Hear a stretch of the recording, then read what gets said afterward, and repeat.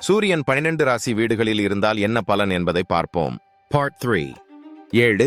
களத்திரஸ்தானத்தில் திருமணம், வாழ்க்கை துணை, கூட்டுறவு, பொது உறவு. சாதகங்கள்: சமூகத்தில் மதிக்கப்படும் வாழ்க்கை துணை, பொது வாழ்வில் நல்ல அங்கீகாரம், கூட்டுத் தொழில்கள் வெற்றி, அதிகாரம் மிக்க மனைவி அல்லது கணவர் ஜாதகருக்கு அமைவார்.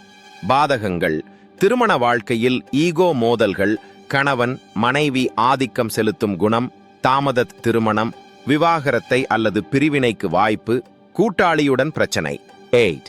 ஆயுள் ஸ்தானத்தில் மறைக்கப்பட்ட விஷயங்கள், ஆயுள், மரபு சொத்து, திடீர் நிகழ்வுகள்.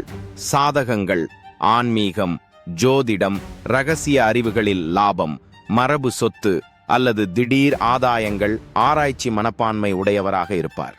பாதகங்கள்: ஆயுள் குறைவு அல்லது உடல் பிரச்சனைகள், குறிப்பாக கண் பிரச்சனைகள், விபத்துக்கள், மரணம் தொடர்பான கவலைகள், மறைமுக எதிரிகளின் ஆதிக்கம், மாமியார் மாமனாருடனான உறவில் சிக்கல்கள் இருக்கும். 9.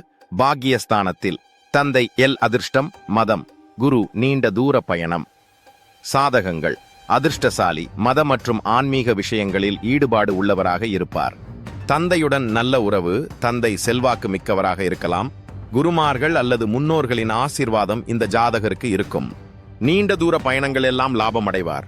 பாதகங்களில் தந்தையுடன் கருத்து வேறுபாடு அல்லது தந்தை வழி சொத்துக்களில் சிக்கல், மத விஷயங்களில் ஈகோ, அதிர்ஷ்டமின்மை, சில சமயங்களில் தொலைதூர பயணங்களில் தடை. மேலும் இது போன்ற தகவல்கள் அறிய எங்கள் சேனலை சப்ஸ்கிரைப் செய்யவும்.